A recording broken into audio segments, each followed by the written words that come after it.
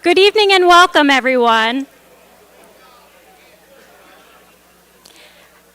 Good evening and welcome, everyone. My name is Erica Crouch, Outreach Coordinator for Baltimore County Executive Johnny Olszewski Jr.'s Office of Community Engagement.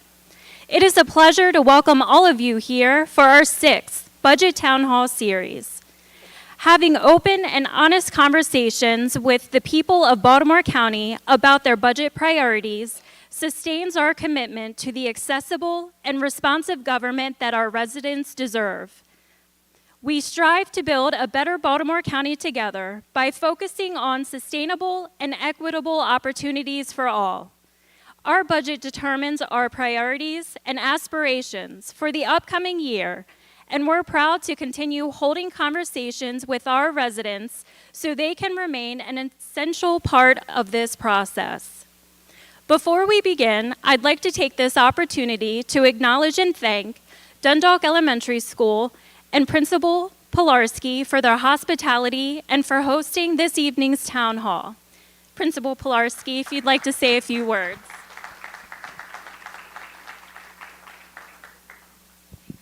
Good evening, everybody. Again, I'm the very proud principal of Dundalk Elementary. My name's Jen Pilarski. I've been here for 5 years. I just kind of want to give you a little bit of perspective on our building. This building opened, of course, in partnership with Baltimore County Government and Baltimore County Public Schools in 2019. The original building was built in 1926, so we're approaching our 100-year anniversary. The beautiful surround that you see around the stage is original to the building, and if you notice, the stone out front is original to the building too. So we really take our history to heart here, but we're always looking forward as well. So welcome to our home, and have a great evening. Thank you. Thank you, Principal Pilarski.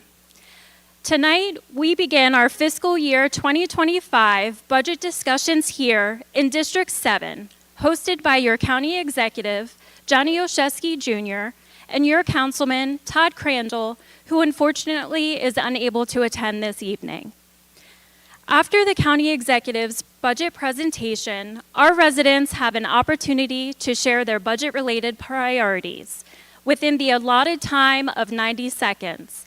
At one of the designated microphones located here in the front of the auditorium.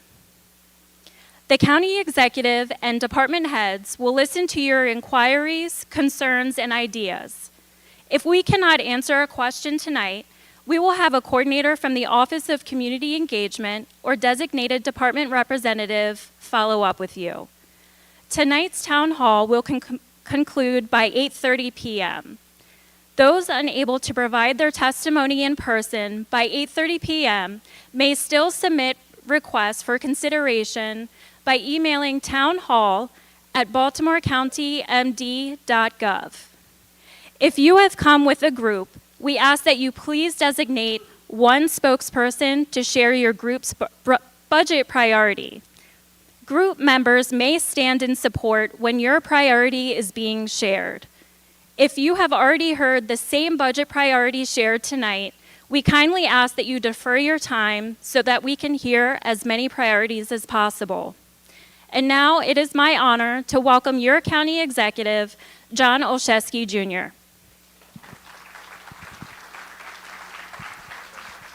Thank you, Erica, and good evening to all. Hope everybody's doing okay. First and foremost, Principal Pilarski, I really want to thank you for hosting us tonight. I appreciate the great work that you do here at Dundalk Elementary School, and we love the integration of history and also the forward-facing. So thank you for all that you do, and thank you for being our host tonight. Really appreciate you. I also want to thank and acknowledge Councilman Todd Crandell. We are sorry that he's unable to join us tonight, but we do want to thank him for his partnership. Todd and I come at this work from different parties, different political persuasions, but I have to say, you know, by and large, we were able to put our heads together and drive progress. And really, we think that, and I think that's what people, not just in the 7th District, but what people across Baltimore County want and expect. And it's what we should be doing as leaders. We should be coming together to find ways to work together. And when we disagree, we can do so without being disagreeable. So I want to just thank Todd and his office for their partnership these past 6 years that we've been serving together. I also want to thank our administrative officer, Stacy Rogers, along with our incredible department heads across county government. They are here to answer questions, both as part of the town hall, but also as you all come forward with budget requests or information. We are excited that these town halls have become a true part and a hallmark, frankly, of our administration. So we're excited to have all of you here tonight. Thank you for your presence. We look forward to hearing your budget priorities later on tonight. As I said, this is year 6 of coming together to really tackle the needs and the aspirations and the hopes of our communities. We have brought thousands of residents together across all 7 districts. I'm proud to be home in my home district tonight and looking forward to continuing the progress. We've overcome an inherited structural deficit. We've invested historic dollars in education and open space and recreation, and we're looking forward to continuing that progress with you tonight. I'd like to start with sort of an overview of the budget process. In Baltimore County, we have 2 budgets. One is the operating budget, the other is the capital budget, and talking a little bit about where that money comes from. So the operating budget is our day-to-day operations. It's how we fund our salaries, it's the contractors, it's employee health care, all of the things that really make government work day to day. In this year's fiscal budget, we are at a $4.4 billion operating budget. That money primarily comes from property and income taxes to fund the operations of our everyday governing. We also have a capital budget that is a multi-year process. We look over several years. That is primarily funded through the borrowing that you as voters and citizens authorize. So this November, there'll be a list of requests from the county to allow us to borrow the funding to do the capital, the infrastructure work at our schools, police stations, our water and sewer. Again, a several billion-dollar budget. In addition, what we've been able to do under our administration, we've also taken some excess operating funding that cannot be used to sort of grow our ongoing spending. But we've been able to use some pay-as-you-go or one-time dollars to further go and make investments in our capital budget. We're very proud of that. In addition, we've also been very lucky to have been awarded $160 million in the American Rescue Act. We have been very diligent about making sure that this money has been spent across all of Baltimore County. It's been spent in a way that is responsible and thoughtful and prudent. We've had roundtables and conversations so that we both finished our response to the pandemic, but also are making the recovery investments that are necessary. We're very proud that we have over 99% of our funding for this allocated, and it will be spent within the deadlines that are forthcoming by the federal government. So, with all that being said, let's talk about where we are in the current fiscal year. We're in a school tonight, so it's very fitting that we can say that in Baltimore County, this current year's budget has the single largest increase of the state mandated level of spending. It's called maintenance of effort. The single largest increase of maintenance of effort, both by a dollar and a percentage increase in Baltimore County's history, $71 million above that. It's allowing us to take a more comprehensive approach to supporting our education system. It means that our educators have gone from middle of the pack to now among the highest paid in the state.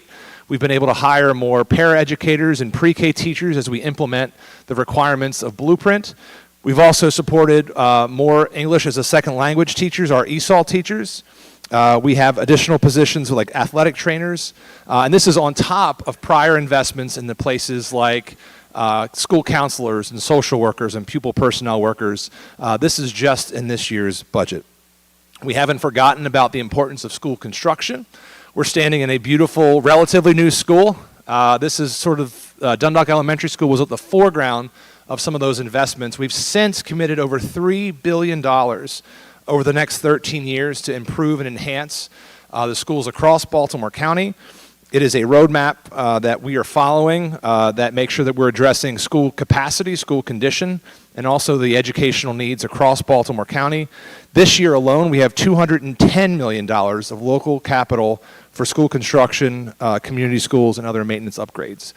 What that means for District 7 is nearly $40 million for an addition at Dundalk High School, millions of dollars for an addition at Patapsco, enhancements at the turf field and track at Kenwood, new roofs at elementary schools across the county, as well as more than $33 million for other maintenance upgrades at elementary schools across the district.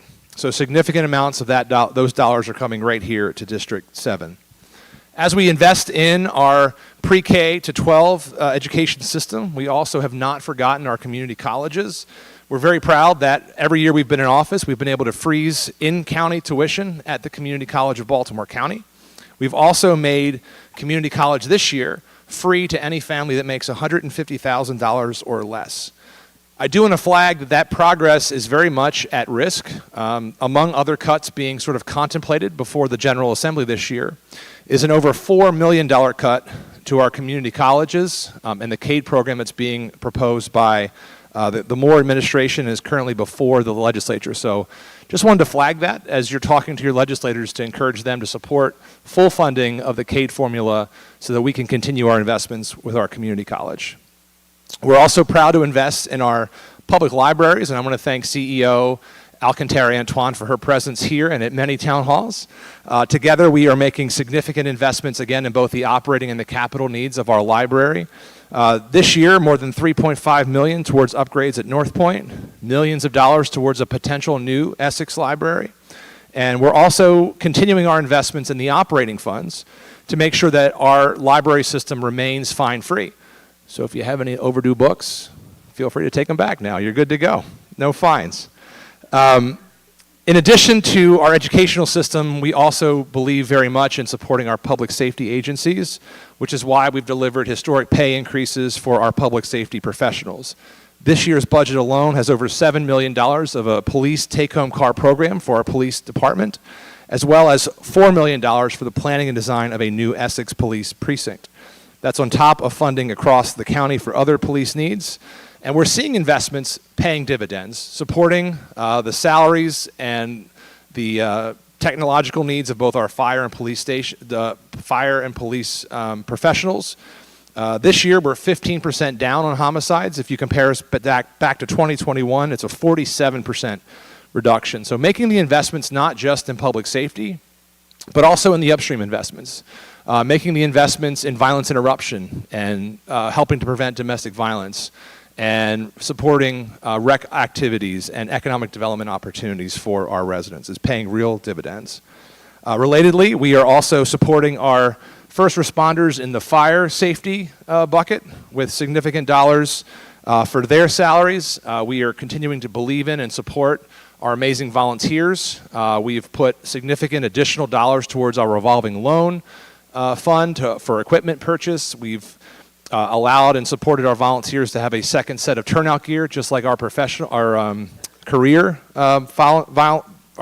firefighters. And we are excited about the prospect of putting significant dollars towards a new Sparrows Point fire station in the years ahead. Sustainability is top of the list for us here in Baltimore County. Just this year alone, we have millions of dollars for stormwater infrastructure in Turner Station, Living Shoreline Restoration Project, dredging over at Pleasure Island and Shallow Creek. We continue to support the great work of the Back River Restoration Committee with their trash boom, and we have over $4 million for shoreline stabilization efforts countywide. In addition to all of that, we have expanded both textile and electronic recycling programs, and we've been in many of your communities with our Operation Retree, where we are going in to do what the program says. We're going back to retree our communities, supporting higher property values, lower temperatures, and better health. Fairly unique to District 7, we're also proud of the ways in which we have continued our midge mitigation efforts. Midges have become a real problem in District 7 recently, and we've worked with our partners at the state to launch back in 2021 a plan that treats about 2,000 acres of the Back River. We have gone both there and also into the wastewater treatment plant. We have seen reductions of midges from 500 per square meter down to 75 per square meter after treatment. So we know that our work here is working, and we thank you all for your partnership on that. There is additional money for water infrastructure, $27 million across District 7. And so you can see all the places in which we're replacing water lines and sewer lines here in the county. We're also putting forward more than $60 million of capital projects for parks and open space in District 7, more than 1.7 towards the enhancements that are long needed at Fort Howard Park, over 1.3 million to restore piers at Fleming Center, and more than $800,000 for improvements to the Rocky Point walking path. We want to continue our investments in the years ahead. We also have $4.1 million for renovations of the Dundalk Center pool, $5 million to renovate, balance, replace, and construct athletic fields, and of course, we're investing as we expand our beloved pickleball courts. In addition to those rec investments, we'll also see coming online a nearly $25 million investment for a new Sparrows Point Park facility. So we're excited about the ways in which we have really turbocharged our investments in recreation across Baltimore County. These are investments that have been long overdue. Unfortunately, we've allowed a lot of our facilities to age and really not have the level of attention they need. Speaking of rec, we are in the process of modernizing our rec programming. We know that for decades we have had incredible partnerships with both our recreation councils and our nature councils. We want to continue that partnership. We've also been made aware, though, that in some cases we are operating outside of either federal or state law. We're certainly in some places there's opportunities to proceed with national best practices.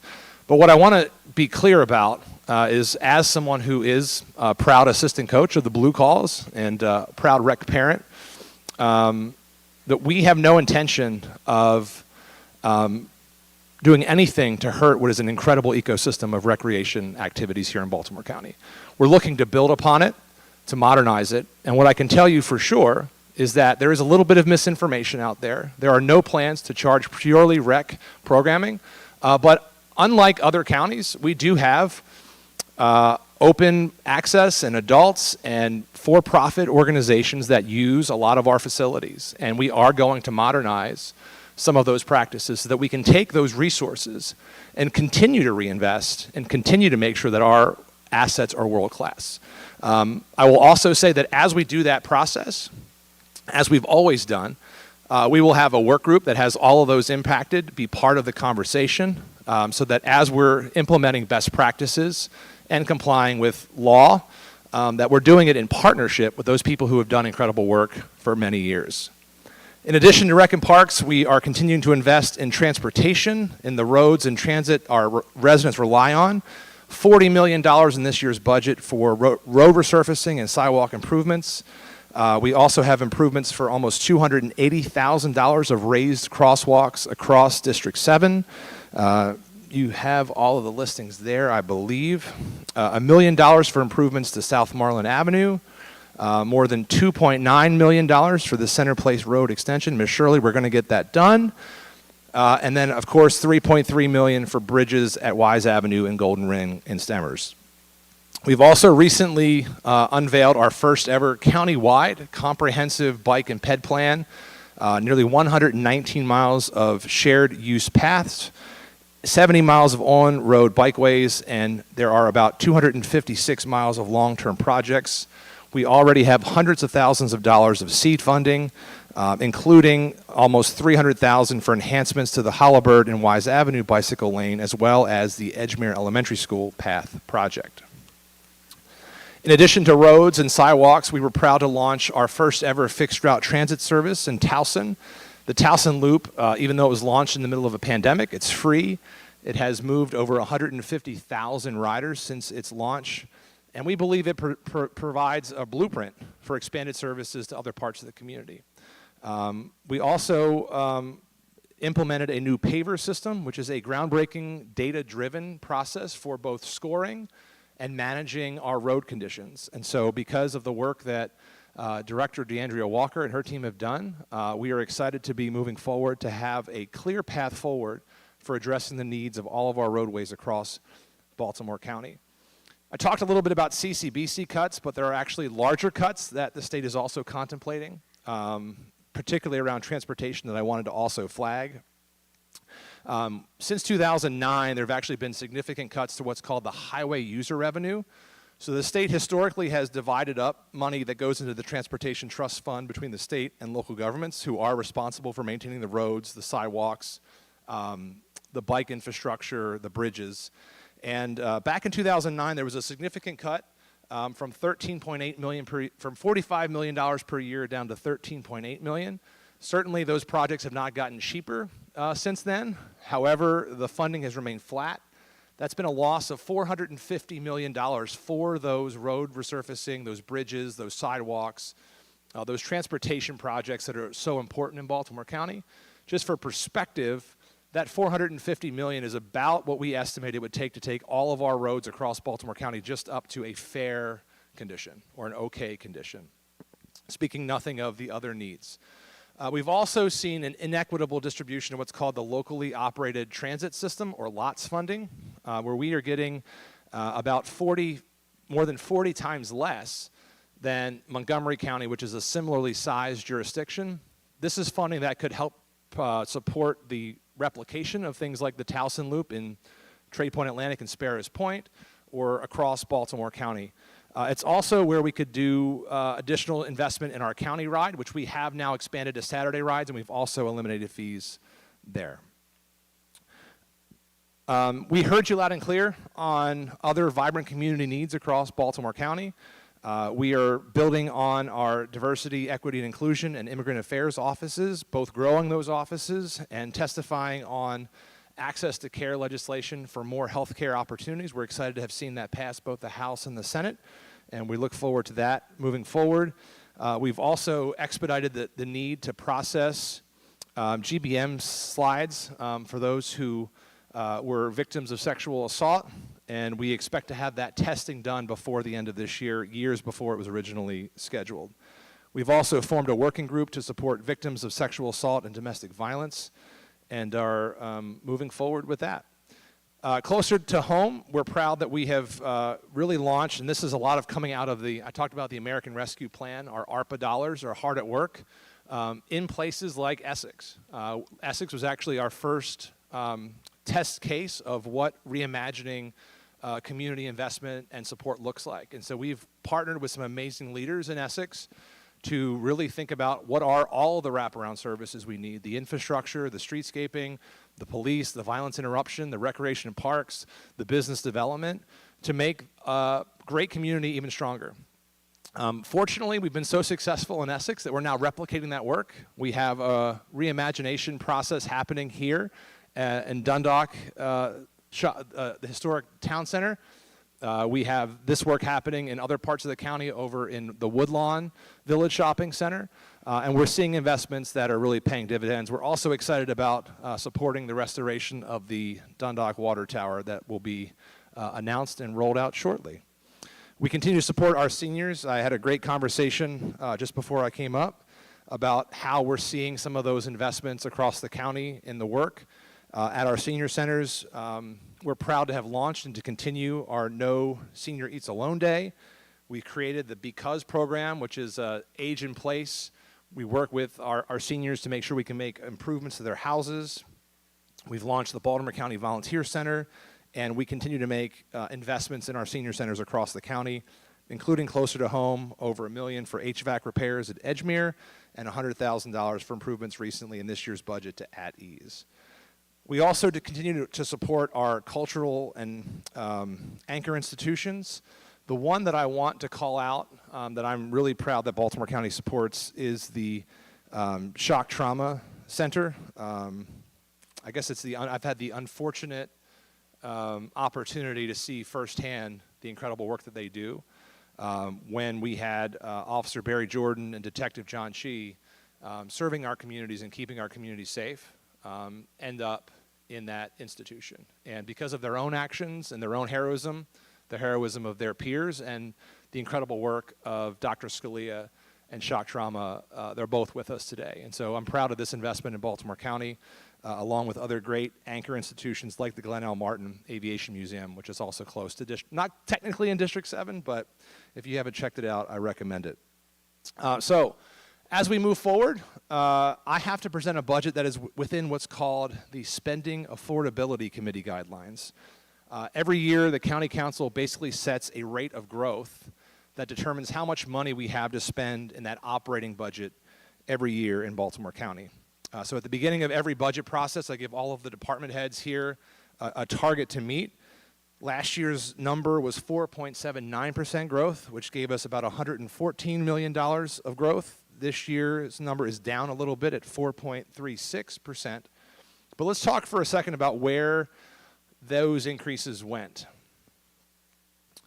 So in this current year budget, 42% of that growth went to investing in our most important resource, which are our employees. That went to salary increases, our steps, our COLAs. 41% went to BCPS, so that significant historic growth. Most of that additional money from BCPS also went into salaries in addition to a few new positions.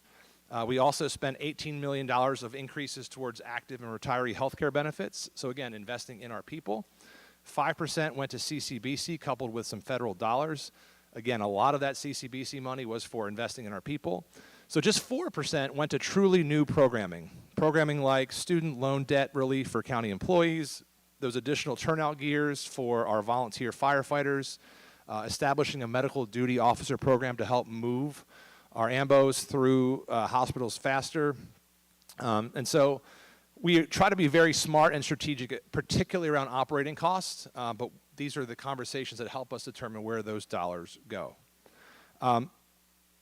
I think you've gotten to know me to be a pretty open and transparent person in this work. We want to continue to be honest about that.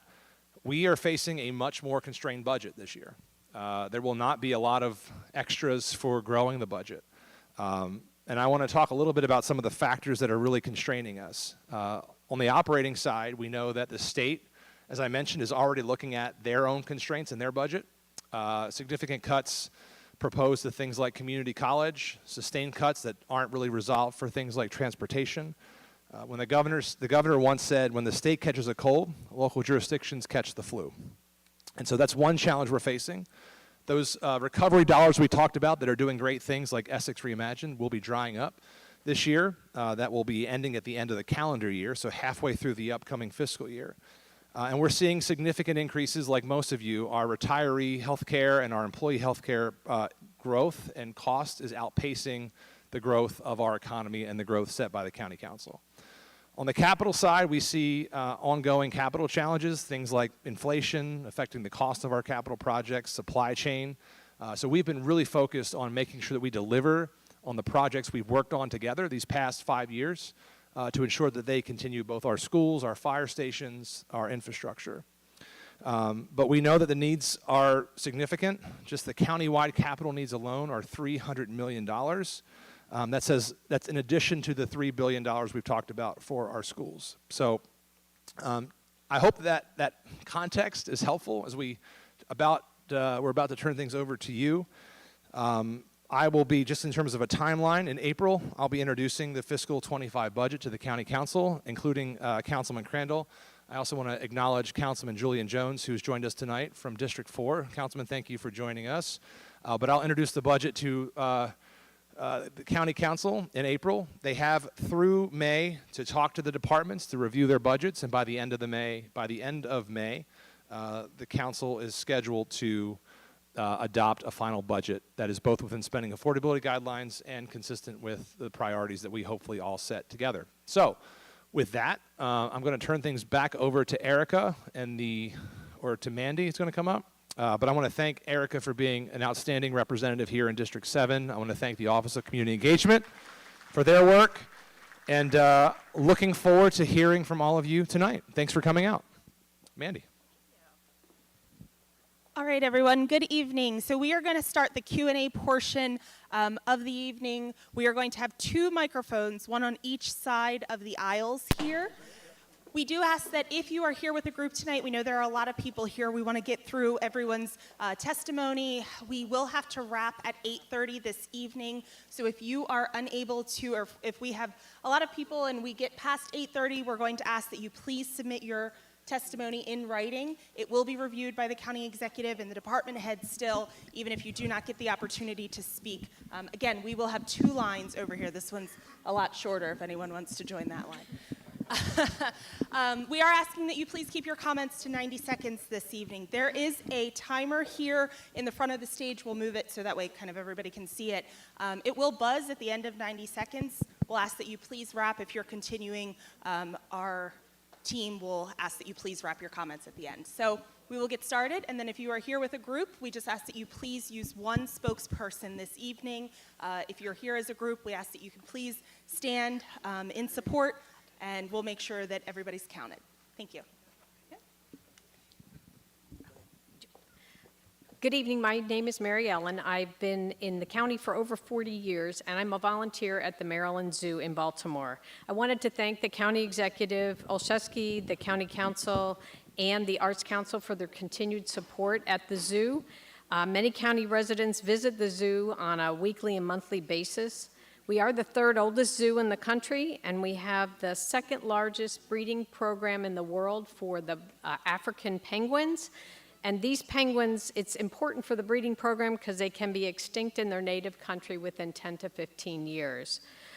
We also do a lot of types of conservation and education programs to help with educating all the people that come through, and these are key components to the zoo. So I just want to thank you again and look forward to our continued partnership in the coming year. Thank you. Are you also at the zoo? Do you want to add? I am, yeah. And so, thank you. I also wanted to thank you, County Executive and Baltimore County, and just share really quickly, I went to elementary school. I grew up in Dundalk. I went to elementary school right here.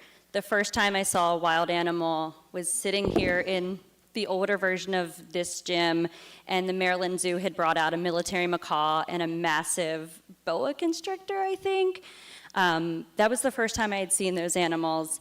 It prompted a lifelong passion for conservation and animal welfare for me that I've since gone on to become the Vice President of Strategy at the Maryland Zoo. That's the work that we're doing. We're fostering empathy for the living world and fostering a deep care for conservation. The planet isn't going to protect itself. So Baltimore County residents make up 31% of our total visitorship. I think it means the world to us. I'm still a county resident. We would love for that continued support and everybody's help in making the planet a better, stronger place. Thank you. And if you want to see a steak tonight, we have one in the audience, in the back, if anybody wants to get some of that exposure tonight. Linwood. Good evening. I'm a resident of Turner Station for over 50 years, and I see all the cinematics here.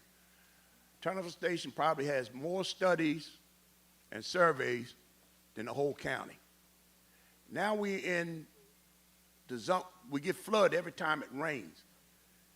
Who wakes up when they hear raindrops other than the people in Turner Station? Because we got to move our vehicles. And also, while we're doing this, there's other things that's right coming along. The pollution. They're going to dig up the dredge, and then we got to go around the corner. Trade Point Atlantic is doing it, and all this is coming on. We have requested you test us before you start to digging it. And to hear them say, well, this is a test, and we're going to put sand down there and see what happens. What we need to be looked at as a community, we need Baltimore County to send all their officials and have a town hall meeting in Turner Station. There's too many conversations going on.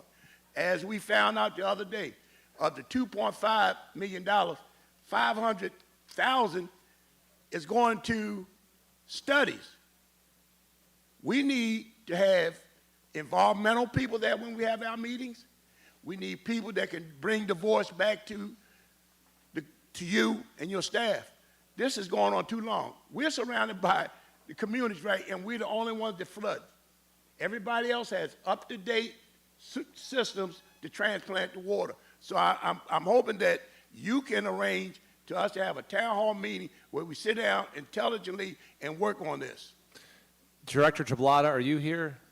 Hey, Mr. Jackson, Linwood, can you, I'm going to connect you with Director Tablata of our Environmental Protection Team. I think we're talking there about the EPA's plan for Back River. So that's not a Baltimore County-led project, but we want to make sure that we are at the table with the community as we sort of continue those conversations.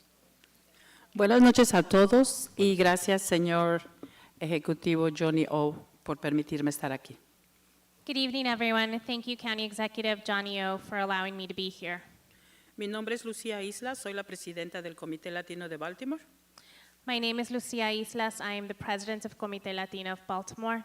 Estoy aquí para pedirle que el condado destine fondos para garantizar que los miembros de la comunidad que no hablan inglés como primer idioma tengan igual acceso a los servicios del condado. I'm here to ask that the county allocate funding so that folks for whom English is not their first language are able to access county services equitably. Demasiados miembros del comité no pueden acceder a recursos valiosos del condado, como desarrollo laboral o recreación. There are far too many Comité Latino members that are unable to access county services, valuable services such as Rex and Park or workforce development because of language barriers. Los departamentos no ofrecen servicios de interpretación o traducción con demasiada frecuencia.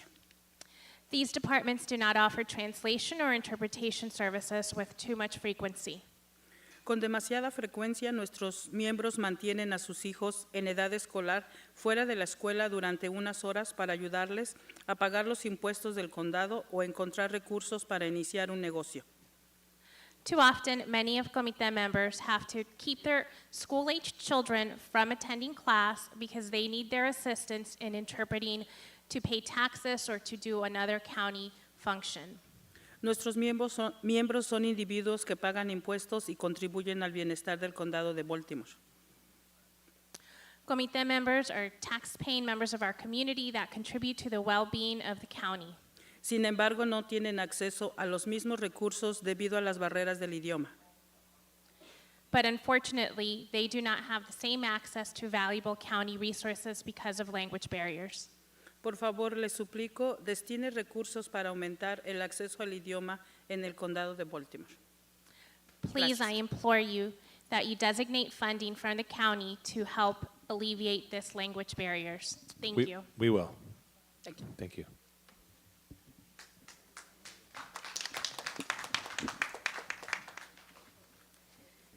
Good evening. Thank you for listening to us.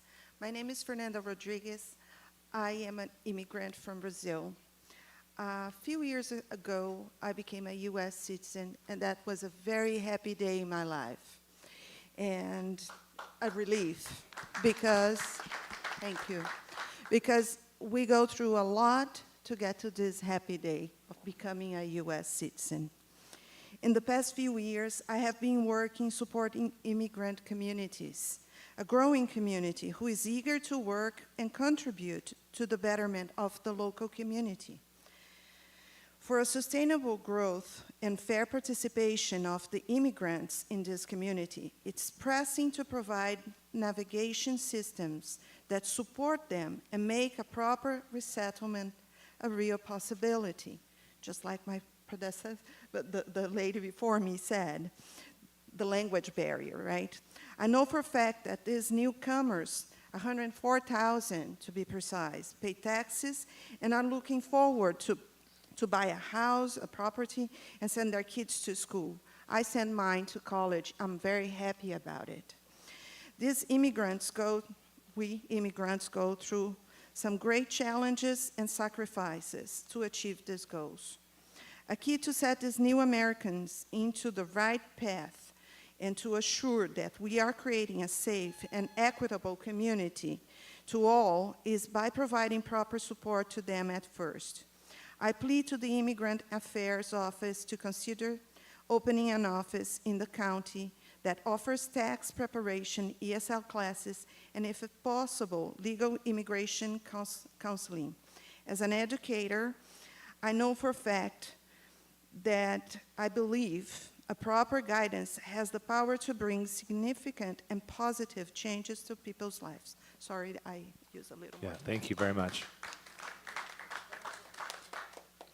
Good evening. My name is Susana Barrios. I'm going to speak in Spanish because we have people that are watching on YouTube. Mi nombre es Susana Barrios. Soy la vicepresidenta del Círculo de Justicia Racial Latino. Good evening. My name is Susana Barrios. I'm the vice president of the Latino Racial Justice Circle Y miembro del Grupo de Trabajo de Nuevos Americanos para el Gobierno del Condado de Baltimore. and a member of the New Americans Task Force for Baltimore County. Estoy aquí para pedir que el Condado de Baltimore establezca y financie una oficina de asuntos de inmigrantes I'm here to ask that Baltimore County establish and fund an Office of Immigrant Affairs. con fondos y personal adecuados. Esta oficina proveería el bienestar de las comunidades de inmigrantes. With appropriate funding and staff, this office would oversee the well-being of the immigrant community. Recomendando políticas y programas que faciliten la exitosa integración de los inmigrantes en el Condado de Baltimore. Recommending appropriate policies to facilitate the proper integration of immigrants in Baltimore County. Inmigrantes en el Condado de Baltimore, la comunidad de inmigrantes continúa creciendo y es esencial que el gobierno del condado pueda apoyar su integración. The immigrant community across Baltimore County continues to grow and flourish. It is important that Baltimore County support this community so that they are properly able to be integrated fully. Thank you.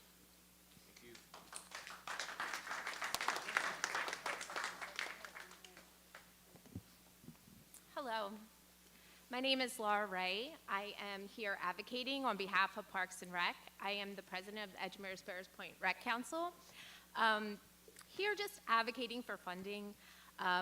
My children are very active in sports. We are often traveling to other counties in the state, and just seeing there's some discrepancies with the resources we have oftentimes, especially like for tournaments. We're going to Harford County, we're going to Anne Arundel County, we're going to Howard County. And I have some data here. I'm sure the county's probably aware of it. Our budget was $16 million compared to Anne Arundel County, $31 million, Baltimore City, $49 million. And as far as per capita, we're the lowest at $18.92 per person, as opposed to like Howard County, $88, Baltimore City, $85.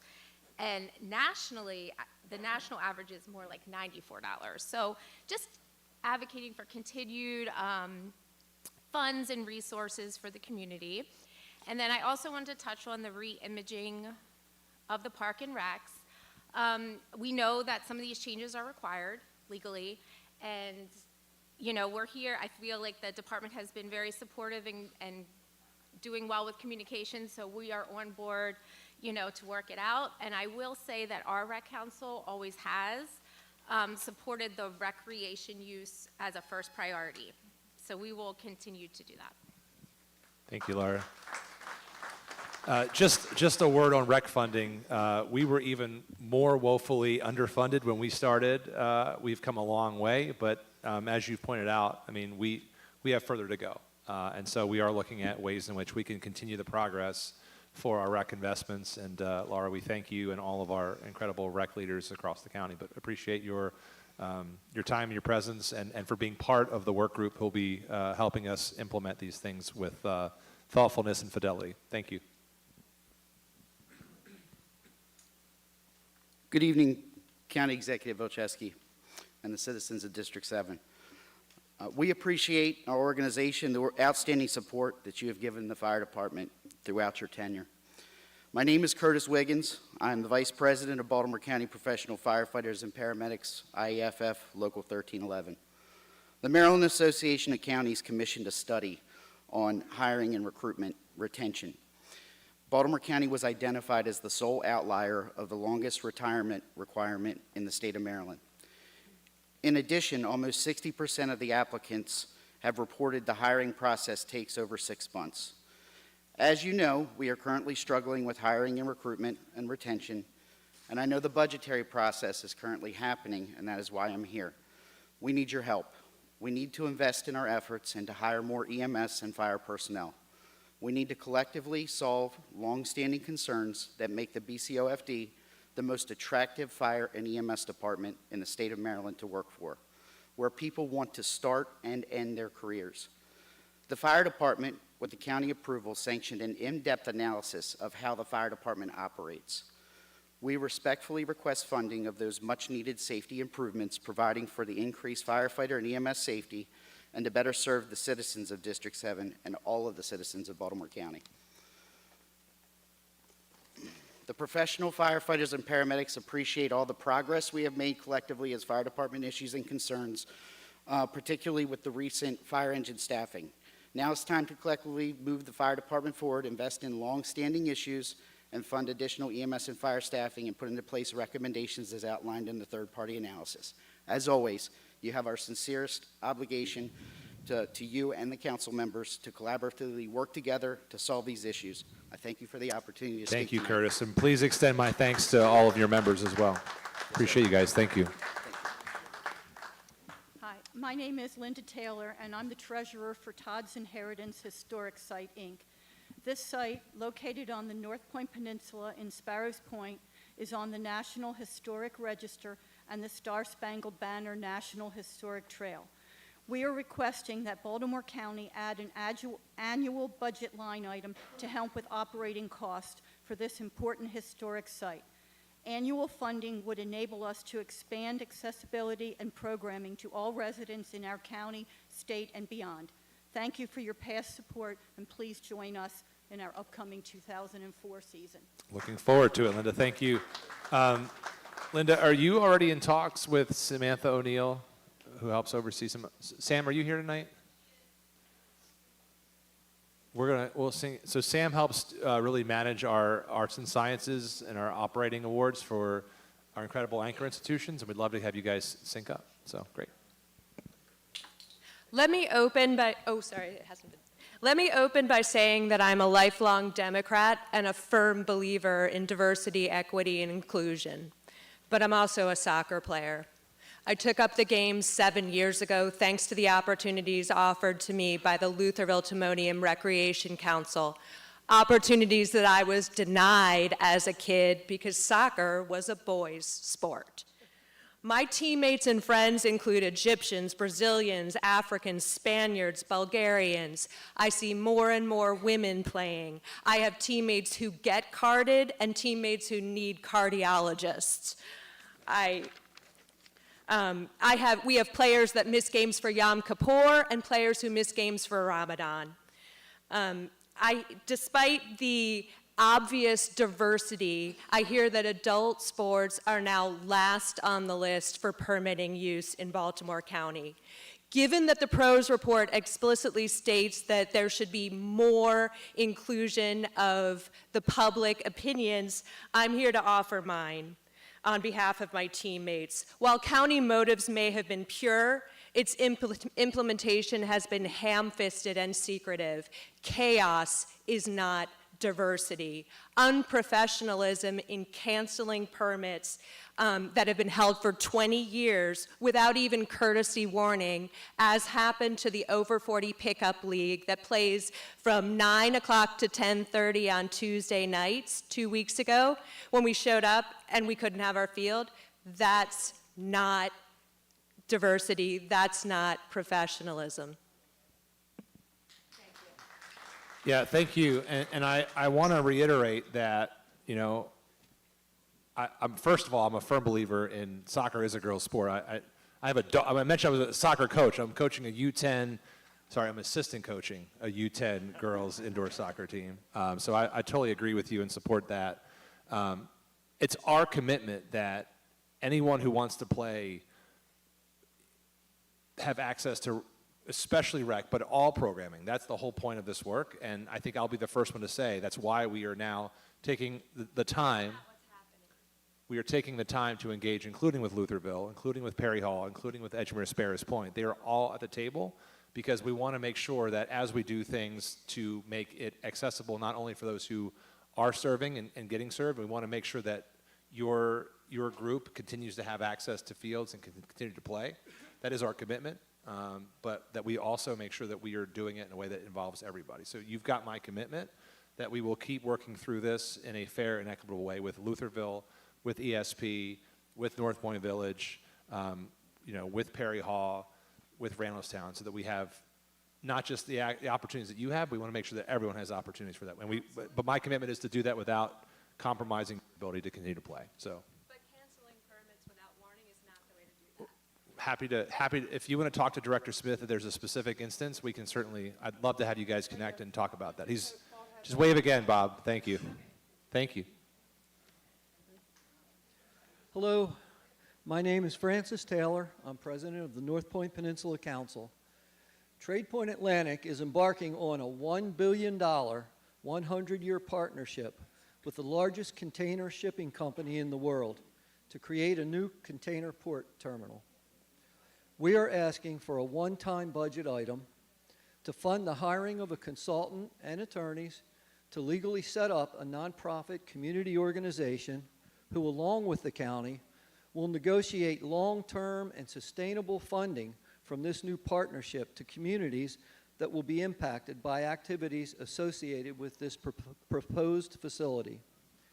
These funds will be used for community improvements, projects, infrastructure, and amenities. And I just wanted to add to that, this is a once in a multi-generational opportunity to get some funding for community improvements that we really need, and especially with what you just said with budget challenges. Even if we don't make it into the budget, we're looking to the county for some leadership on this, and we really would appreciate it. Yeah, thanks for your advocacy on behalf of the community, Fran. Really appreciate it.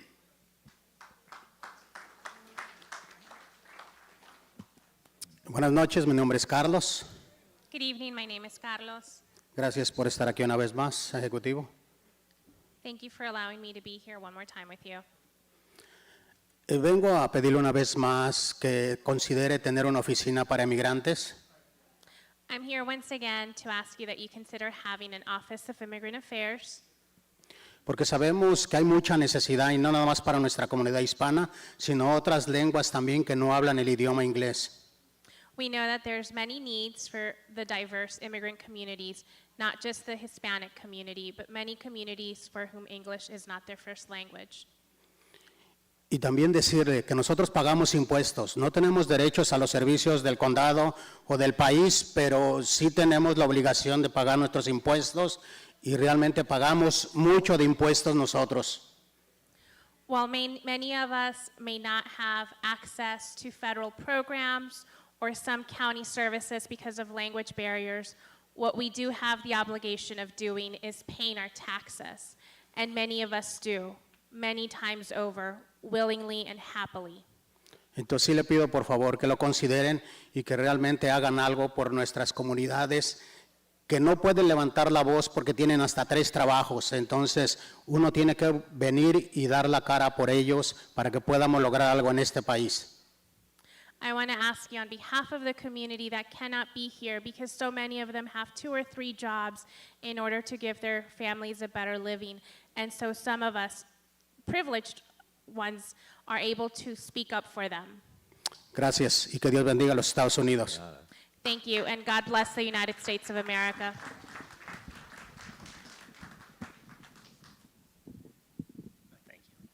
Good evening, John. How you doing? Ed Kreiser with North Point Coordinating Council.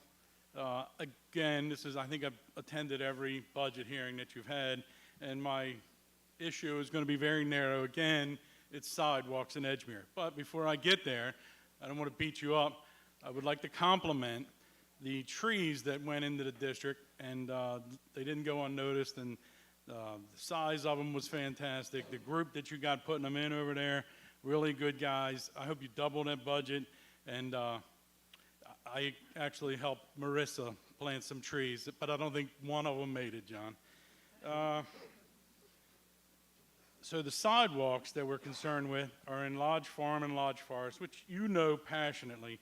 And they're in such deplorable shape, and these kids have to walk, elderly have to walk them. They serve the senior center, they serve at St. Luke's, and they serve the food line, which people shut in or don't have wheels can get there. And we've dealt with your agencies, and I just feel like it's sitting on somebody's desk. If I can just get it to your desk, you're a Democrat, the governor's a Democrat. If you could just in passing, because that seems like where it's hung up, that we can't get an okay from the state park to get this sidewalk repaired. Yep. They'd be better off tearing the sidewalk out and making them walk in the street. It would be much safer. It's that bad. Yep. And then, working with Fran, and I feel like telling Fran to stop the sidewalk between Edgemere and the high school. It's, we're right there, but we can't get the environmental portion of it. And I know, look, I'm as environmental as the next guy, but, you know, we're retrofitting these old neighborhoods, and Yeah. it's for safety. So I think, Director Jablata, are you free again on the environmental review? We'll connect you with HT. DeAndrea, I might put you on the spot a little bit if I can, because I know we've talked about this before, and I think, Ed, you sort of acknowledged that, like, this is, because it's state property, I think that we're sort of hung up there, but can you give us an update on who I need to call tomorrow to sort of see if I can get this unstuck? Is that? Okay, very good. And then you'll get Ed's contact and let him know after after HT's done? Okay, very good. Thank you. Hi, Johnny. Good, about yourself? Good. Good evening. My name is Kevin McDonough. I serve as the president for the Rockaway Beach Improvement Association in Essex. Here this evening with a few budget asks for your consideration. The first of which would be funding for improvements to an existing horse trail system that would link Pottery Farm Park, Sioux Creek Park, Barron Schmidt Park, and Turkey Point Park to create an accessible biking, hiking, and walking trail. Additional funding for land preservation through Project Open Space and the Coastal Rural Legacy Program. We'd also ask for additional funding for code enforcement to reimagine this agency so that it can better serve the public. We would suggest the creation of a specialized legal unit within code staffed with attorneys, law clerks, and/or paralegals dedicated to aggressively prosecuting chronic offenders, tackling blight, and reviewing of the county law to search out and leverage every tool that's available in the toolbox to address quality of life challenges that are plaguing our communities. We'd also ask for adequate funding for our career fire departments, especially in light of the chief's recent decisions earlier this year to remove pieces of equipment from service on a rotational basis due to budget shortfalls and overtime issues. We'd also ask for dredging of our local waterways, which hasn't occurred since the 90s. We'd ask for expansion of the Back River Neck Medic Unit to have an additional medic and fire apparatus that coincides with their growing area. We'd also ask for, and I believe Leah will follow up on this a little bit more in depth, but an Eastside Animal Shelter to address overcrowding at the shelter and accessibility concerns for residents, as there's no public transportation that takes them up there to Baldwin. We'd also ask for the creation of a publicly searchable permit application database, and then allocation of funds for IT systems and support staff and various county agencies to post digital copies online of variance, development, and zoning requests and supporting documentations. In 2024, it's an interested citizens-only option to learn about what's happening in their neighborhood. Shouldn't have to require them to go out to Towson. They should be able to do that from home. All right, thank you. Well, I'm happy.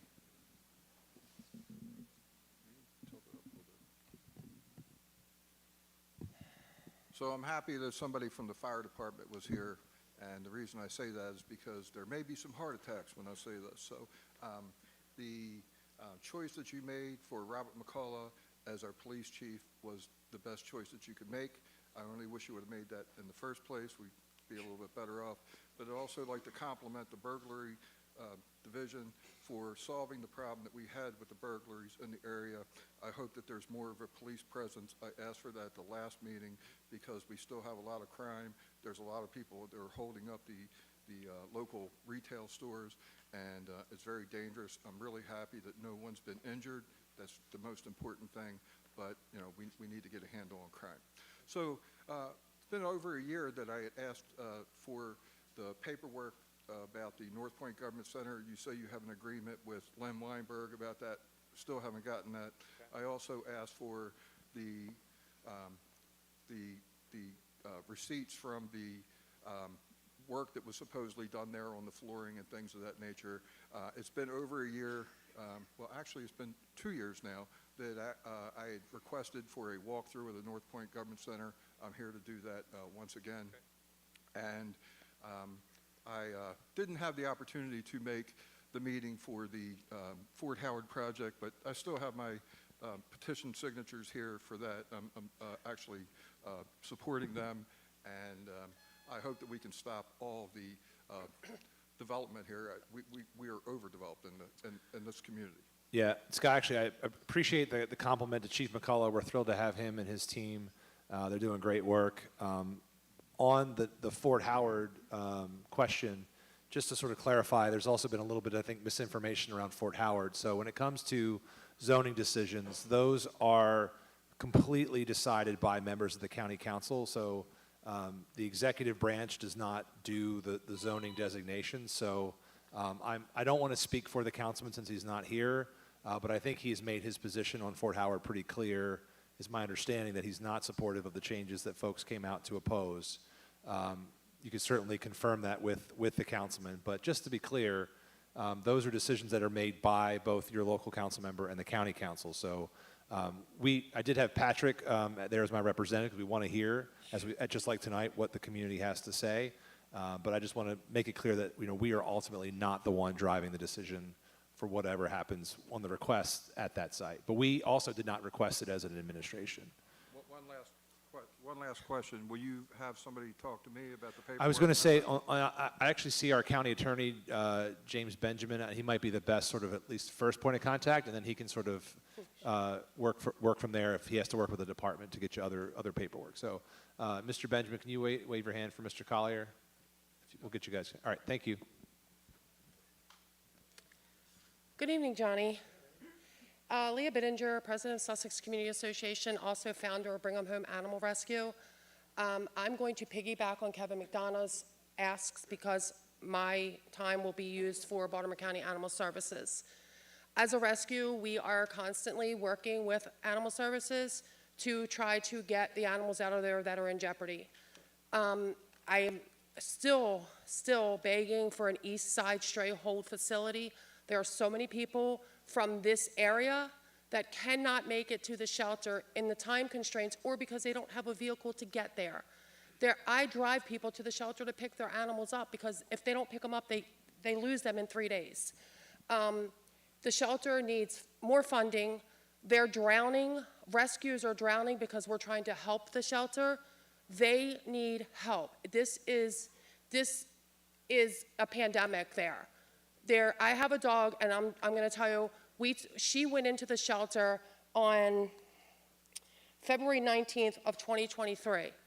We pulled her on June 22nd of 2023. 4 months she sat at the shelter. We pulled her with that much longer left for her to survive on a final plea at the shelter. She sat with us in rescue for 257 days until we found her a foster. We're drowning. That shelter needs help. Johnny, be like Betty. Save the animals. Thank you, Leah. Appreciate you.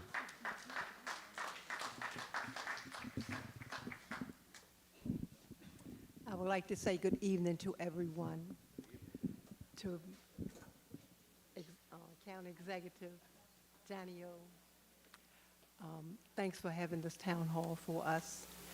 I'm representing this evening the Fleming Senior Center. Ms. Cynthia Mingo is our director. Callie Holliday is our president. Muriel Gray is the vice president. And we also have here today our past president, Donald Jones. I would like, as I address the body, for the people from Turner Station to please stand. We, the Fleming Senior Center, would love to have a marquee in front of our lawn so that we will let people know what is going on there. Also, we need renovations in our bathrooms, in our kitchen. We need somewhere to store our different affairs that we have and stuff that's left over. And we need the awning addressed in front of our building. And most of all, we have difficulties getting our seniors to Fleming Senior Center because it's so far away from the bus stop and everything else. And if we could at all get a bus or county ride to come down, we would greatly appreciate it. We've been fighting for this. I have been fighting for it for 15 years, and I haven't gotten it yet. I've been to Baltimore County and asked, and hopefully we will get some transportation down there for our seniors. I thank y'all for letting us talk this evening. Thank you. And I hope every one of y'all have a very blessed and peaceful evening and a lovely weekend. Amen. God bless you. If the Fleming crew, or if you want to have a representative or two, I'm going to ask for Director O'Reilly. Are you here tonight? Director O'Reilly, Director Lafferty, are you here tonight? Or someone from planning? Come on up, Steve. You're the next contestant on the marquee is right. And then it sounds like maybe also, DeAndrea, if you're available again, if I could have the three of you talk through some of the specific issues. And Steve, I'm thinking specifically about the community investment fund for the marquee, potentially, as opposed to just coming out of aging. And then DeAndrea, we can think through some transportation options from the bus stop. And then we can just also swap information and do follow-ups as well. But I'll make sure you have the right contacts before you leave. Hello, my name is Stacy, and I am a court-appointed special advocate, volunteer, board member, and supporter of court-appointed special advocates, also known as CASA, since 1996. I know there are other organizations referred to as CASA, but we're the ones who help abused and neglected children in the foster care system. Our volunteers are trained to write comprehensive reports for the court so the judge knows what's going on in the child's life when they have to navigate that system. Tonight, and you've supported us for a long time, so thank you for that. Tonight we're here to talk about this really urgent need for the children who are 14 and over who will be aging out of foster care soon. And as they start to age out, we really, really need a youth engagement specialist to help these kids transition. I've had the honor of working with 4 foster children. The last was from 2012 to 2019 when he aged out of the system. And during those 7 years, I attended science fairs, art shows, talent shows, teacher-parent conferences. I was the only person who went to his high school graduation. I got special permission to host a graduation party. His family was invited, none of them came. So not only do CASA volunteers advocate for these children, but they become more and more important to them as the older they get and the less family that's involved. The best compliment I've ever gotten was from him when he introduced me to a teacher, and he said, "This is Miss Stacy, she's always here." And I think this position will make sure and make sure that every child has someone there for them, because it's so very, very important. Appreciate you. Thank you.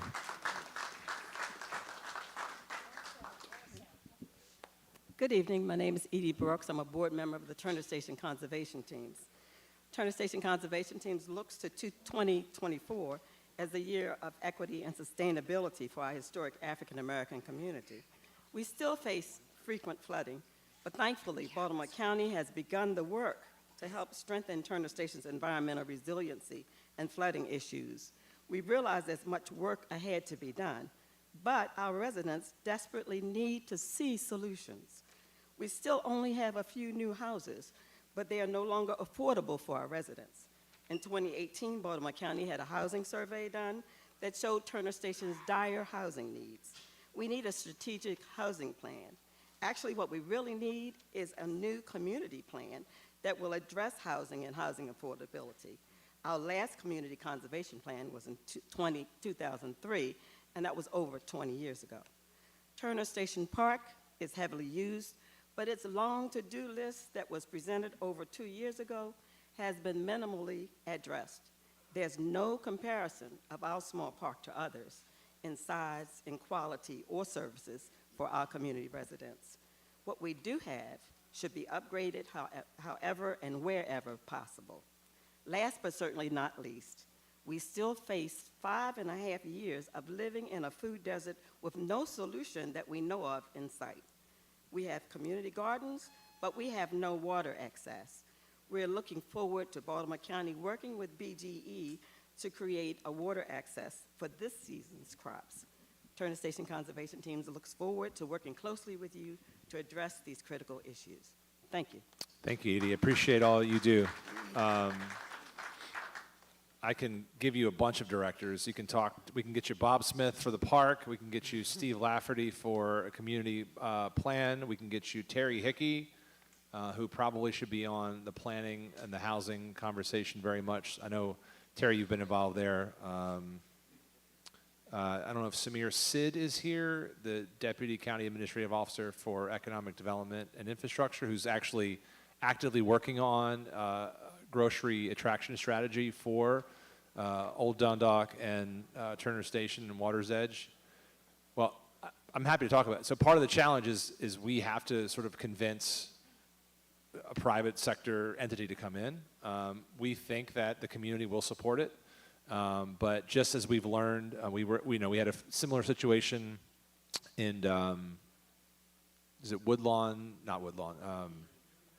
Along Liberty Road. I'm trying to think of Milford Shopping Center, and we were able to work with Grocery Outlet to help broker what they perceived as the delta.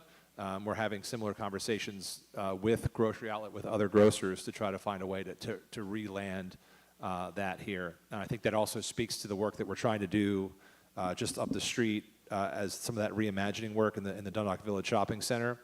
Why we're coming in, we're doing, working with the communities about putting more rec amenities there, putting better lighting, doing a streetscape, all of those amenities we think help pave the way for that, but we also know that we have a responsibility to help try to actually attract and land those tenants as well, and we're trying to do that. So Samir can talk to you all. Anyone interested, Samir, if you want to just wave on that front. So thank you, Ms. Brooks. Appreciate you.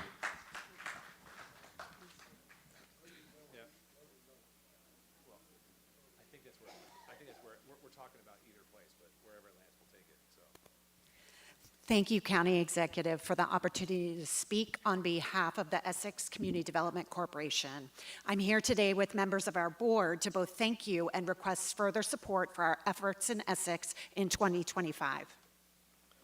Thank you for your support. Over the past several years, we have grown from a small group of volunteer residents tackling issues of blight, trash, and rats to forming a 501c3 with an annual budget of over $500,000. We have come a long way. Since January 2023, we've actually installed 86 external security cameras for local businesses, and we've fixed the facade improvements and signage for 5 local businesses. We've hosted movie nights, concerts in the parks, and really brought the community and business owners together.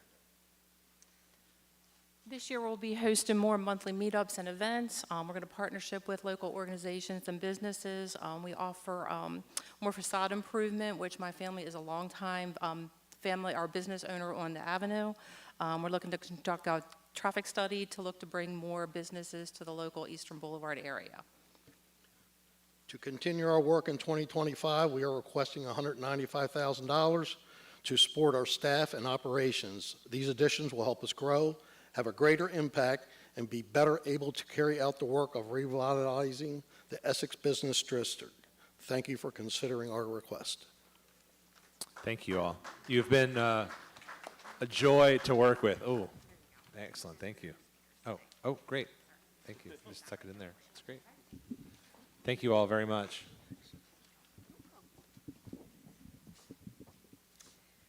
Hello, my name is Erica. I'm the president of Great Charles Rec Council. We're one of the oldest rec councils in the Dundalk community. Myself and a couple of my board members are here today to request a new playground and a rec center at Gray Manor Park. The Dundalk Great Charles community has grown by over 6,000 residents since 2020 and continues to grow at a larger rate every year.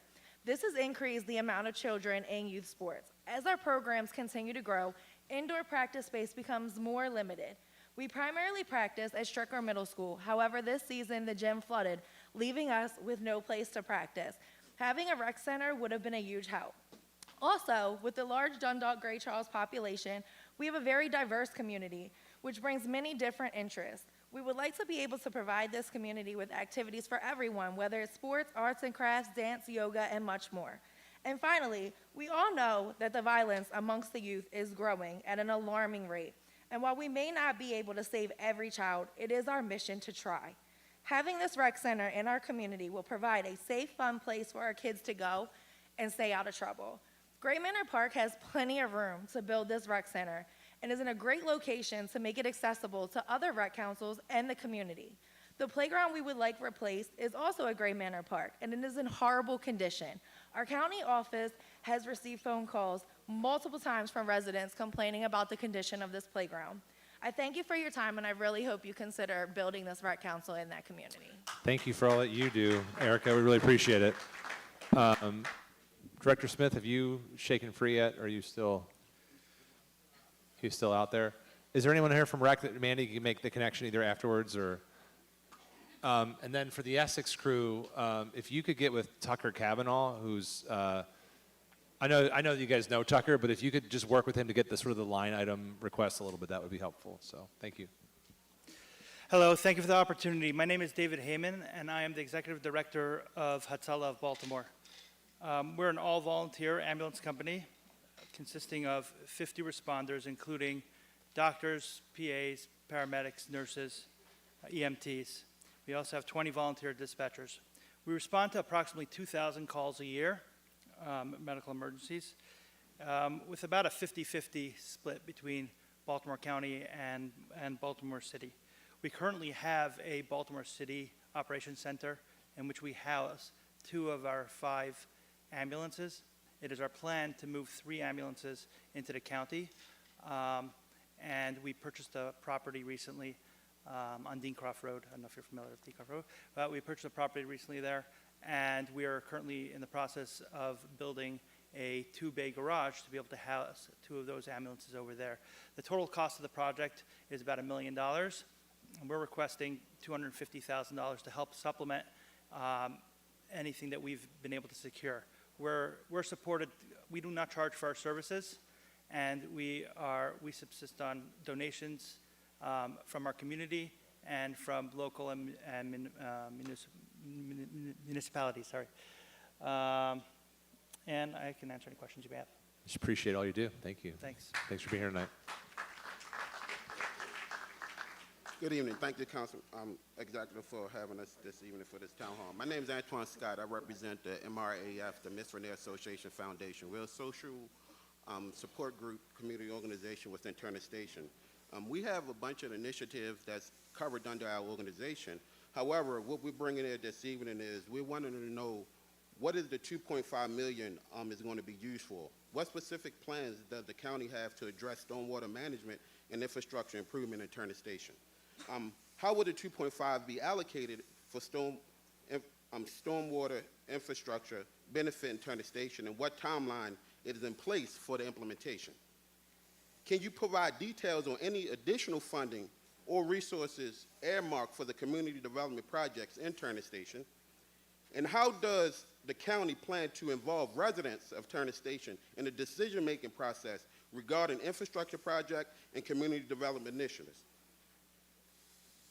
Also, what measures are being taken to ensure that the unique needs and priorities of Turner Station are considered and addressed in countywide sustainability and resilience strategies? That's all I have. Just a few questions. So I'm going to connect you with Lauren Buckler, who's our Deputy Director currently, soon to be Acting Director of Public Works and Transportation. And she's with Director Walker, soon to be our next County Administrative Officer. But they are working on those issues. They can get you answers on timelines and budgets and all the other needs. I will say one of the things that we did in a prior town hall was we actually created a new green infrastructure division within Public Works and Transportation, where we are trying to work very much with communities to figure out ways that we can both address issues like flooding, but also do it in a way that is sort of beneficial. I know Turner Station is experiencing it. Water's Edge has flooding issues. Miller's Island has challenges with flooding, so we're trying to sort of look at these issues more holistically. Also places over in Oella and Catonsville, there's some folks in Southwest who are experiencing it, but Lauren and DeAndre would be a great person to walk through all those specific questions. Thank you for coming out tonight. Dr. Frank. Hello. I'm Frank Nyhuff. I'm here tonight as president of the Chesapeake Bay Association and Southeast Baltimore County Council. The Fort Howard Hospital site has been sitting unused for years. 2 developers haven't moved forward as they're looking for big profits, which isn't acceptable for Fort Howard in terms of traffic and the overcrowding to our schools. So we're asking for private development isn't working. We're asking for help with public development. We're asking for a request for funds for a feasibility study by the county consultant to determine if the location can be fulfilled can fulfill the lease agreement, and also provide for the county's open space, low-income housing, and mixed-use development objectives similar to CP Crane. Himmelrich took the lease from a previous developer, so we're hoping that the county has a way of getting the lease and taking over the property and developing it in terms of cleaning up the historic buildings. The county could rehab those, possibly. The requirement is to have health care, and possibly we could get through this study find private contractors, such as those from Harbor Hospital, Franklin Square, or Bayview, who can provide either medical or rehabilitation services, even if only a few days a week. Veterans apartments could go into the large building, and what we're looking at there is possibility of someone like David Bramble, who now has Beacon Point in that area, who might take over the rehab and at a low lease rate, rent that to veterans. The county ride could provide transportation of veterans to the location, and through county ride and loop, they could provide transportation of those living at the facility to Trade Point Atlantic, which needs workers. And that would also avoid the need for MTA bus service. So we're just asking for the possibility if you consider a feasibility study. Thank you very much. Good evening. My name is Danielle Alderson, and I am a business owner, the franchise owner of Chick-fil-A in Dundalk outside East Point Mall. We've seen a vibrant revitalization effort across the county, and as well as needed in District 7. It's not usually something I hear. One area of great concern to residents, businesses, and our community has been the decline of East Point Mall and the surrounding area. What used to be a familiar destination has lost its luster and in desperate need of revitalization. It's been well documented across America that malls are dying, and that revitalization is needed to bring new businesses, jobs, and amenities. The community of District 7 deserves that. The county can play a significant role in the reimagination of the mall property and the surrounding areas to make them more attractive to those that live, work, and play in the area. Thank you. Thank you. Appreciate all you do. Good evening, Mr. Olszewski. How you doing? My name is Eric Reed. I moved here from Prince George's County. I'm a first-time homeowner. I bought my home in 2018 for the sole purpose of, like most people, they want to get their kids in a good high school. I was fortunate to land at Dundalk High School, which I feel is a really great high school. June of this year will be 6 years in my house. For the last 3 years, I've been experiencing a noise. I've called Public Works. I've talked to the Director of Public Works. I've talked to your secretary, which was really, really a nice lady. She is, to deal with me. But the thing is, I'm reaching out. I reached out to Tom Crandell's office. Nobody has given me a response. Shop 9 has talked to me. I talked to a gentleman. It's been 2 years that I've been consistently reaching out. I'm getting no results. I'm constantly getting this noise, and it's a rumble. I live right down the street. In the street where I live at, you got Mornington Road, Liberty Parkway. As soon as they come from Cromwell onto Mornington Parkway, that noise begins, and sometimes it's very, I want to say something else, but I'm not going to do that. It's a very violent noise. It's disruptive. It's been stressful. I had to pay for some piers in the foundation of my house. It's very aggravating, and it's stressful.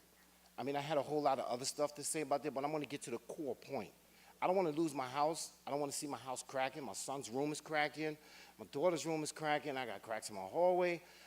I did what they told me to do to get the foundation straightened out, which I did. It was $14,000 in the hole right now.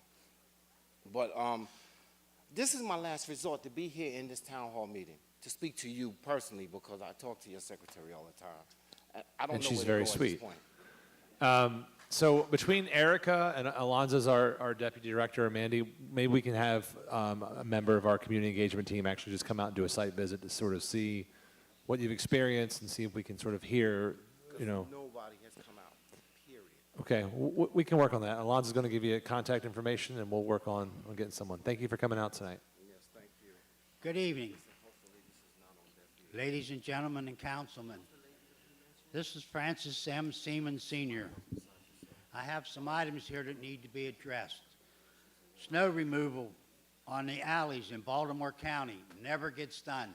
People can't get out, go to work, take their kids to school or whatever until the road becomes proper for them to get out. Fort Howard, we need to have it for the veterans, tunnel for towers.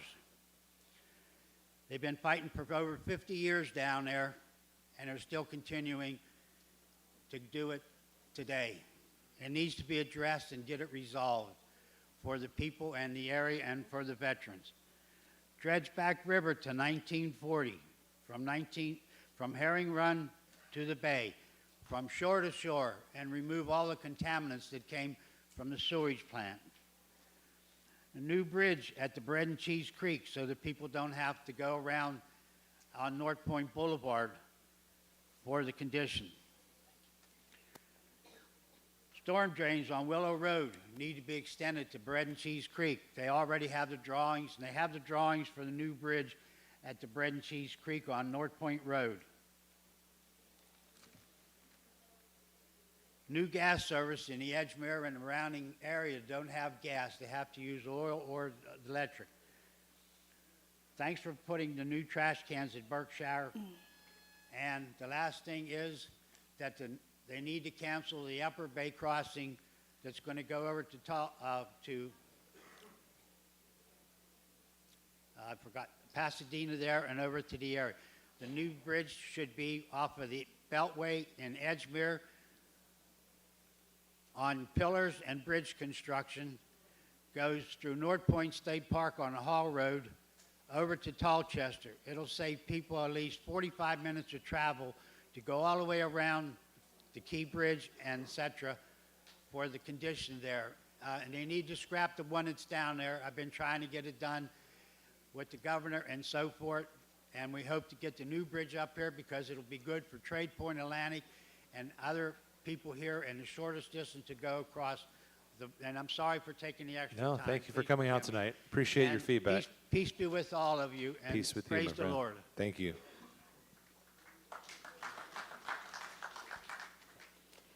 Hello, Johnny. Thank you very much for having this. My name is Shirley Gregory. I'm the president of the St. Helena Community Association.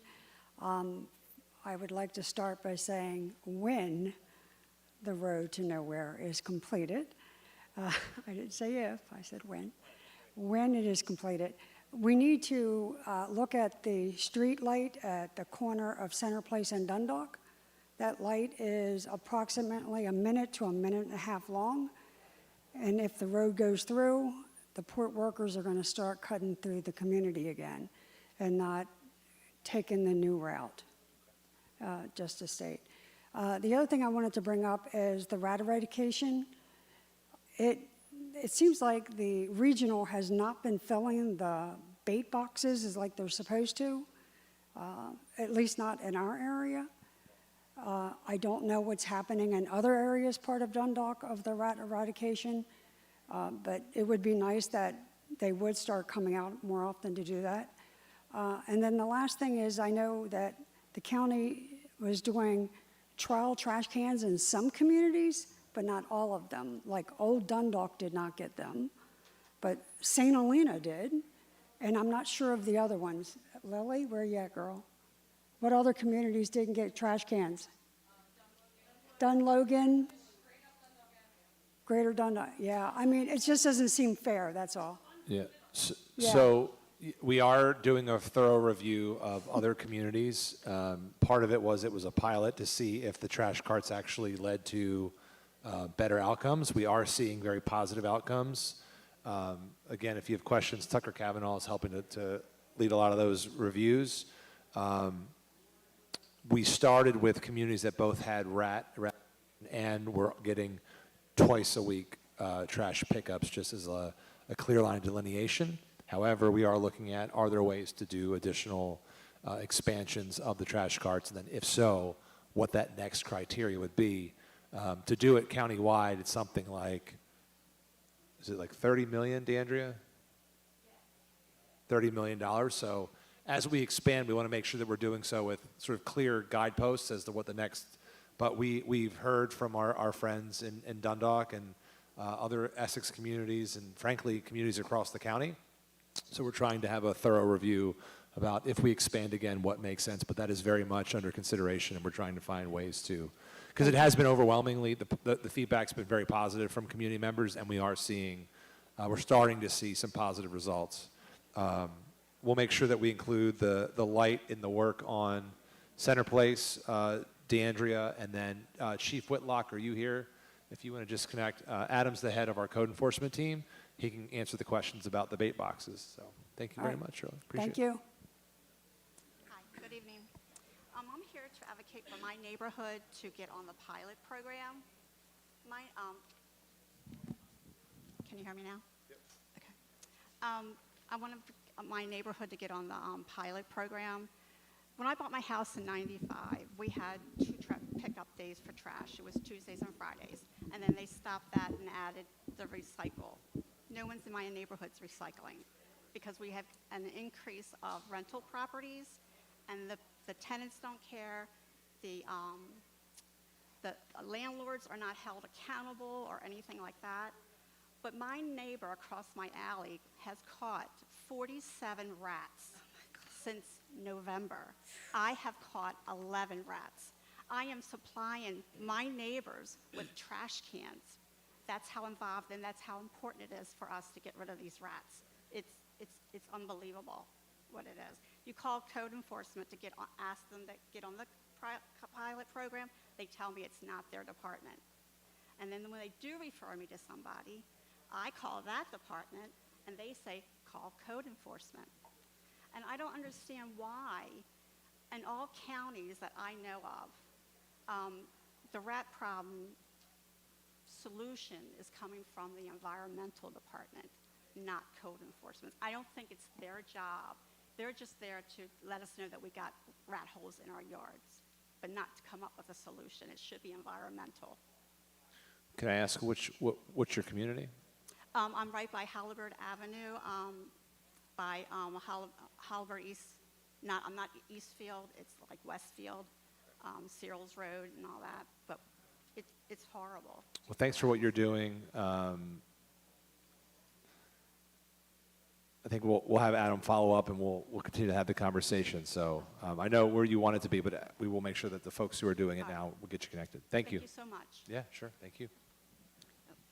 Hi, my name is Danielle Broussard. I live on Delville Avenue near Dundalk High School between Halliburton and Merritt Ave. And what I've noticed in the past 3 years, occasionally we'd see an 18-wheeler parked on the side of the road, and they'd be waiting for a ship to come in. It'd be fully loaded, and they'd be out there for a couple hours. Then I started noting fully loaded 18-wheelers parked overnight, 12 to 16 hours. 6 months later, there's now an average of 3 every night. I live across from a high school that has 3,000 students, 66% minority. Solars Point has another 1,000, so we have 3,000 students walking to and from school every day. For some reason, Amazon going right to Trade Point, they've decided they don't want to take Broning Highway, they don't want to take Eastern Ave. Then they were taking Solars Point, they got wise, put up some signs, so now they go a couple blocks farther out, turn right, and go right through Delville. I have a Ring camera. It is at least 100 18-wheelers a day going through a school zone. There was a fatality a few years ago. That girl was hit on that road. That was by a drunk driver driving your average car. Struck her, dragged her through a fence, through 2 more yards, and got stopped by, I think it was like a shed. Okay, that was a compact car that did that. Can you imagine what an 18-wheeler is going to do to some kid? And it's only getting worse with Trade Point Atlantic. So the traffic's going to increase threefold. This is, I'm sorry. It's a residential street. It's not paved. It's not a highway. Please do something. I don't know why they're not taking the main thoroughfares. Chief McCullough, are you still here? All right, if you want to just connect with the chief and his team back there, we can talk about maybe some select enforcement on that issue. Thank you. Hello. Can everyone hear me? I am here to represent all the kids that are not able to play club or travel teams around the county. I would like to thank you and Rexon Parks, Mr. Smith, for noticing that all kids cannot make travel and club teams and bring in equality to the fields and facilities. Thank you.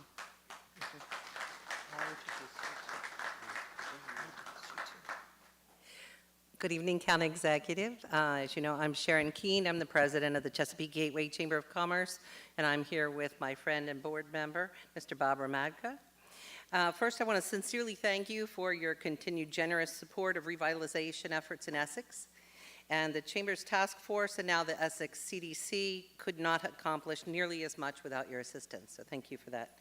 It's also wonderful to see the importance you've placed on revitalizing other parts of the county, should you so desire, and if you have the ability to help us build our capacity, we would be delighted to assist the county in jumpstarting this process and other communities in eastern Baltimore County as well. Tonight, I'd like to talk to you about one property in particular, which is desperately in need of assistance. As you know, malls all across America are struggling.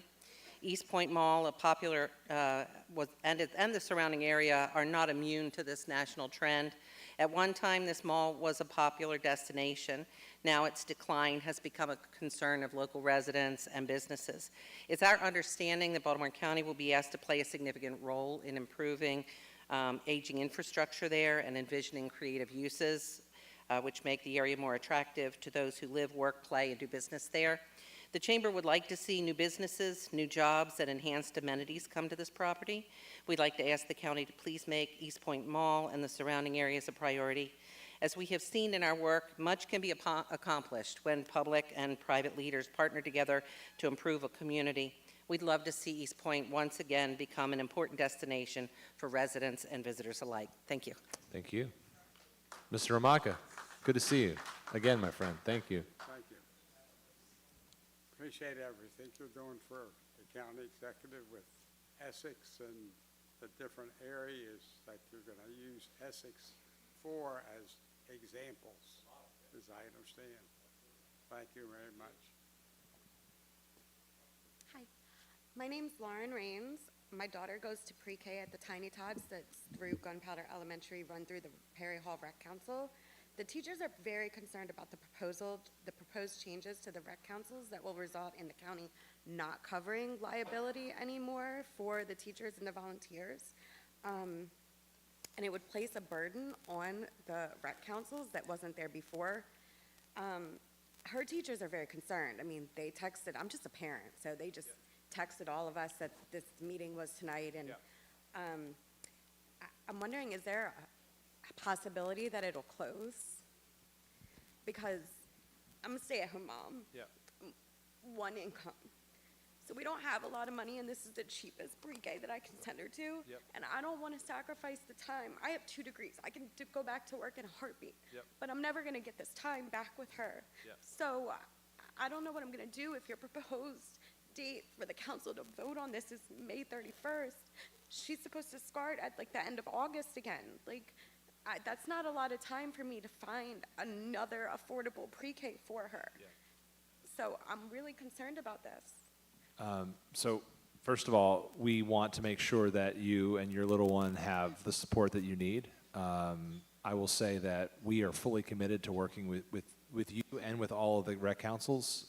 So we'll make sure we get your information before you leave tonight. You know, the insurance is one of the pieces that we're trying to work through with our rec council partners. So we are an outlier. We're technically not in compliance with the law because people who work for rec councils are not employees of Baltimore County. So if we hired these folks, if they work through us, if they came through our background check process, if they were supervised by county employees, we could cover them under our insurance. But as part of the conversation we're having with rec councils, we are looking at everything from pooling insurance so that it's a lot cheaper for all the rec councils. We're looking at things like grants, especially at least in a time of transition.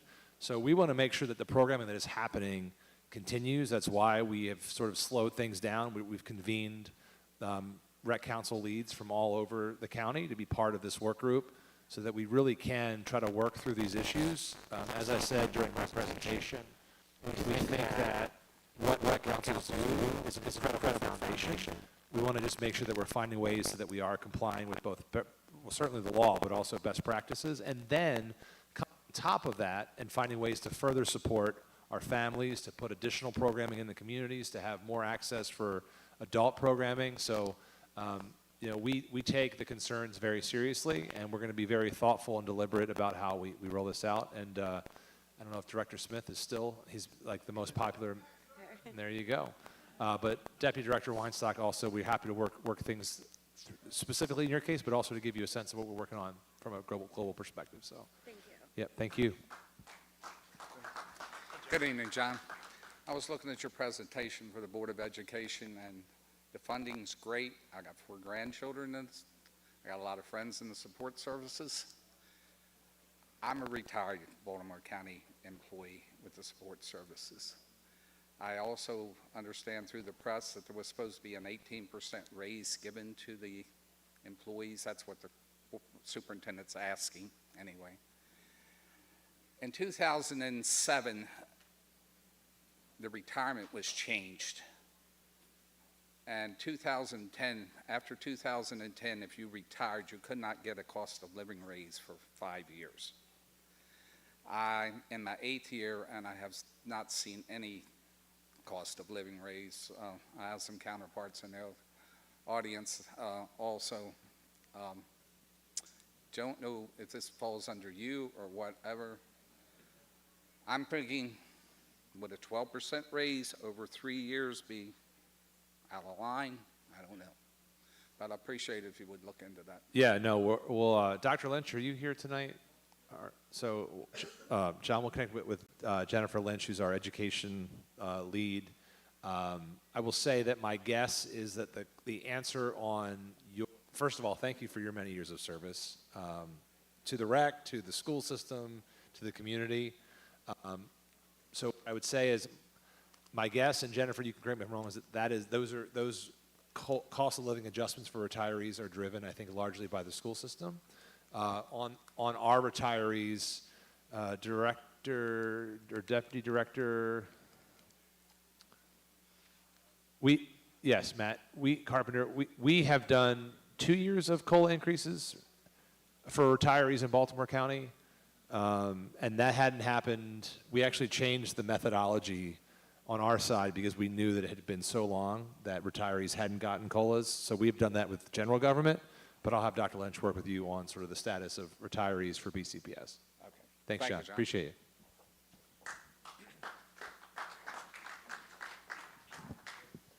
Hello, my name is Pauline Tiaco. I came from Montgomery County 8 years ago, and I enjoyed the great benefits from Montgomery County. I was a bit disappointed when I got here, but thank you for the work that you're doing right now to help us move forward and, support and what you have done, accomplished already, and what you're continuing to do. So thank you for your support. So I had basically 2 questions for you. What percentage of the budget do you have for supporting existing businesses and new businesses or entrepreneurs in this community, right? The second piece is that there's a lot of money that is being spent on the education with the schools, and it's being focused on the buildings and the infrastructure. What about in the school system? Everybody has come here and made a request to have assistance, but I, on the other hand, I'm coming to say that I'm here to offer support to help advocate for financial literacy, because that's one of the biggest things that is missing within the community. So if you can help me and direct me to the right people to talk to, because financial literacy is key to the community. There's a lot of problems that are happening, and all of that can be resolved with just that little piece of education. We're already working with several of the colleges around, and one of the biggest things we have realized is that the information is so valuable that it's like night and day. Things that we are taught. I've gone to college, I have 4 degrees. Nowhere was I taught some of the information that I'm teaching, and we do it all for free, so I'm not going to request any funding. We are volunteering to come and assist. Thank you. Thank you so much. Okay, my name is Stephanie Williams. I'm representing the Fort Howard Community Association as Vice President. I just want clarity on Parks and Recs. Imagine like fees, taxes, and everything. If you could just send me an email with the context on that. And what are your enhancements for Fort Howard Park? I'd like to know that. And I noticed that on your list of schools for improving, that Sparrows Point High School and Middle School wasn't on that budget. Can we include that in the budget? Yes, so there's actually, do you have more?